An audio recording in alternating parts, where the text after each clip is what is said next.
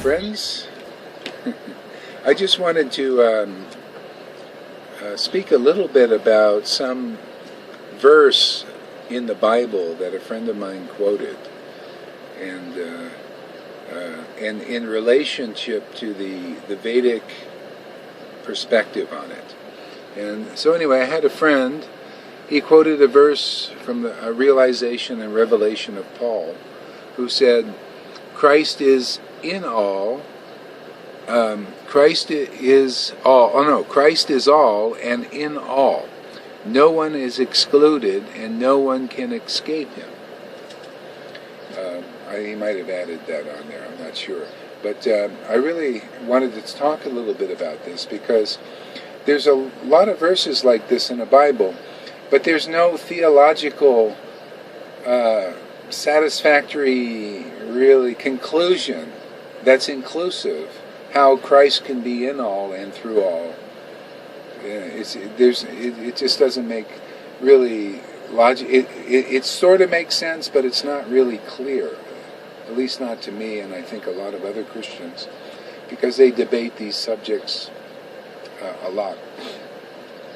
But if you take a verse from the Bhagavad Gita, this is in 7:21 in Bhagavad Gita, and it's an I am statement too in the Bhagavad Gita. And this is Krishna. He says, I am in the heart as the super soul. See? I am in the heart, that's part of the verse. And we'll get to the next part. But this is the essence. I am in the heart as the super soul. Now this makes sense. It's a more of a universal context, how that Supreme Lord is in my heart, in your heart, in everybody's heart. But when people, generally Christians, say Christ is in all and through all, that means you got to accept Jesus. That means you have to convert to become a Christian. Then you will know that Jesus is in your heart and he's in everyone else's heart, which is true. But yet there are many people that will never be. They'll never look at that, say, well, I'm not going to become a Christian, but I still believe in God. See? I'm worshiping Krishna. See? So, or I'm worshiping Shiva, or I'm worshiping Ram, or Lord Chaitanya, or whatever. So, how do we understand Christ is in all and through all in a more universal, inclusive context that includes the Christian, includes the Muslim, without converting to becoming a Christian and Jesus? See, this is something that needs to be resolved, and Bhagavad Gita helps. Actually, it clarifies the whole thing. I am in the hearts of all persons. So that I am. See, it's like when Jesus said, "I am with you always." See, when people say, well, that's Jesus. Only Jesus is with you always. See? So that means you have to become a Christian and you have to believe in Jesus for I am to be with you always. See, this is why there's all these conflicts and fights over religion, that there's only one incarnation of God, then that's Jesus. But when we understand this verse, I am in the hearts of all, you understand that God has various incarnations. See? Krishna can be in the hearts of all. Jesus can be in the hearts of all. Ram is in the hearts of all. See, because one God, just different manifestations. That's all. Different incarnations. And they teach various aspects of truth that are necessary and helpful for us to understand God better. And this is one of them. How God can be one, but manifest many various incarnations that are all authorized and worshipable and deliver people. Each one of these incarnations, Jesus, Krishna, Lord Chaitanya, Ram, have all been known as deliverers. They all have that quality. They deliver us. They give salvation to those who believe in them. See? So it's the same God, just a different manifestation. But now, the next part of the verse is very interesting. And this will probably help clear up a few things, too, for Christians. And for everybody, For me. So, the next part of the verse is, this great I Am is speaking, in this more inclusive context. As soon as one desires to worship some demigod, I make his faith steady, so that he can devote himself to that particular deity. See? You notice that? He says, demigod. See, and this is where I think a lot of Christians have a problem, where they think everyone but Jesus is a false god, or in other words, like a demigod. See, demigod means very powerful personalities. They're controlling the sun, they're controlling the air, the water, and many things, elemental stuff. It's powerful stuff, man. They have that mystic powers and stuff like that too. See? So that great universal context says, for those who want to worship a demigod, demi means under the true God. See, under God, demi, under God. So these demigods are working under the direction and the control of the Supreme Lord. Even Brahma, he says, people think I'm a controller because he's got so much power. But actually he's working under the control of the Supreme God. So he knows as Narayan or Krishna. These are different manifestations. Okay? So not all are false. Not all these incarnations are false gods. There are authorized incarnations that have been identified as actual saviors, and the others are not. They work under the direction of the Lord. Okay? So that clears up what is a false god and what is a true manifestation and incarnation of the Lord. They have the power to save us. That's why they're still known in the whether you know them as Jesus or as Krishna, Lord Chaitanya, they're still known because people are taking shelter there and getting saved.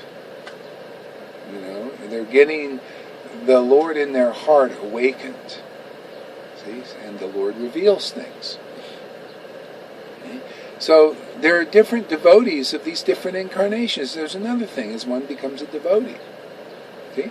And there are different revelations that come from that. See? When one is worshiping Jesus, there's revelations that come. And this is which has nurtured the Christian doctrine, teachings. It gives life to the disciplic line. What would happen if Paul didn't share his revelations that he got by worshiping Jesus? Okay? See, it adds life to that line, what's called in the Vedas a disciplic succession. See? Well, hey, there are other persons worshiping authorized incarnations of the Lord like Krishna, Lord Chaitanya. These devotees also got revelations. Just like Jesus spoke, the incarnation spoke, people heard, they wrote down what he said, and also things that were revealed to them confidentially by their worship of that incarnation. It's the same thing.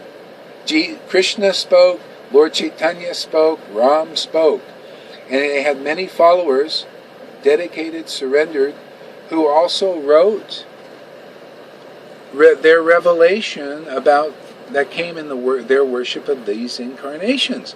And a thoughtful person, an open person, who understands some of these confidential intricacies, they can draw from the revelations of these various devotees and incarnations that have graced our planet and get a better picture of who God is. Not a divisive God, not a genocidal God, not a God who's interested in just blood worship, different. You can understand a better picture. Logical picture. God is logical. Inclusive. God is inclusive. This is all His. Picture, understanding of God. If you're open. If not, you just take your own little scripture and the revelations from those persons within that line, and you'll understand what through those revelations, but not what's outside of that. It's like, there's all these different ponds of water, and you go in one pond, there's, water in there, and then, but there's all these other ponds. But you say, well, I don't want to leave my pond because my pond is all in all. It's not. It's like the Crows, Watch that movie, The Crows, to understand how truth is progressive.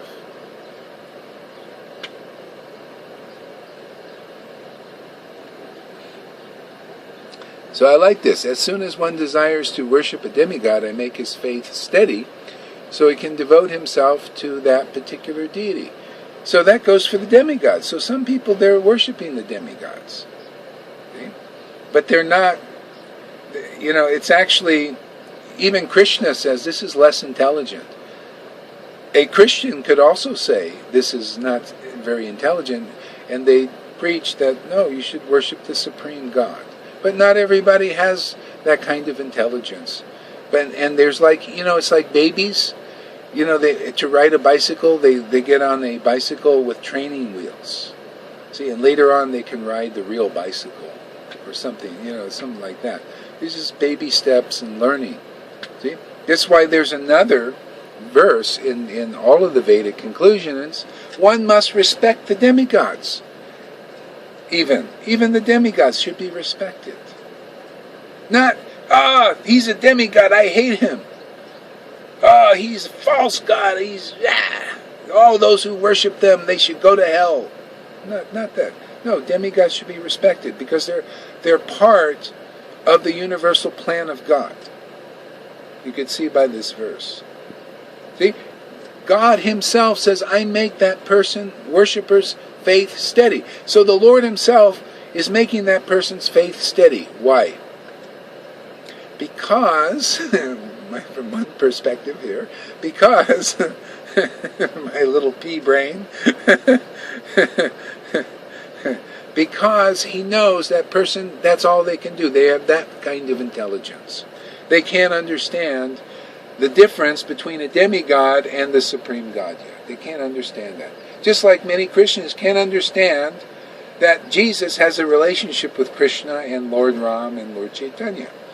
Of course, if you come to these classes, you'll understand that in due course. Maybe quickly, maybe it'll take some time. But one will understand, because that's how we learn, is by being open, respectful, to associate with other devotees who are getting other revelations and realizations and insights about the truth. That's how we grow.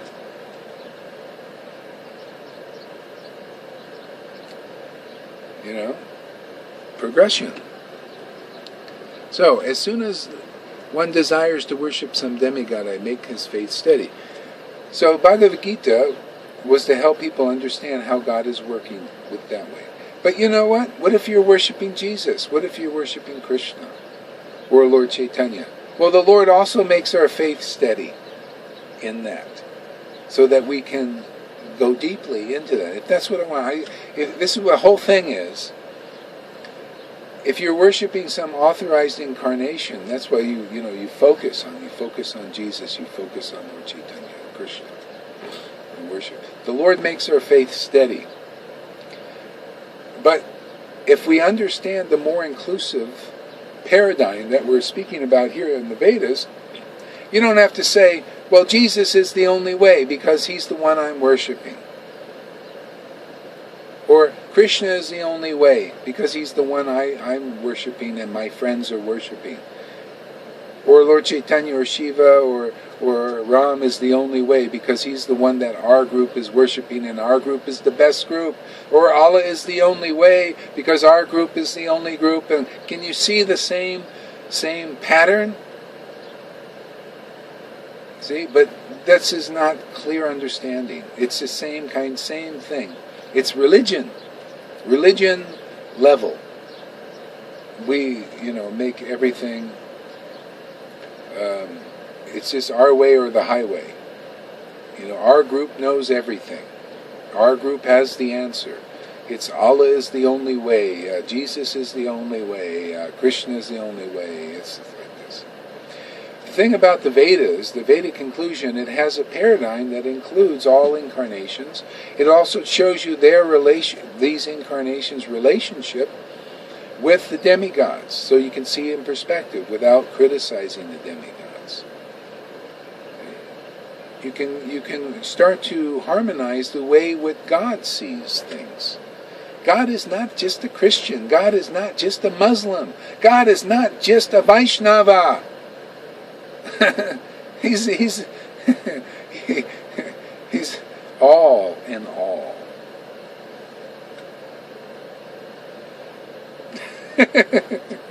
So I don't want to make this video too long here. I just had a few things to say this morning. To how Christ is in all, and through all, in an inclusive paradigm that is logical, that is more clear, that is not a sectarian understanding of that you have to become a Christian in order to realize that God is in all and through all.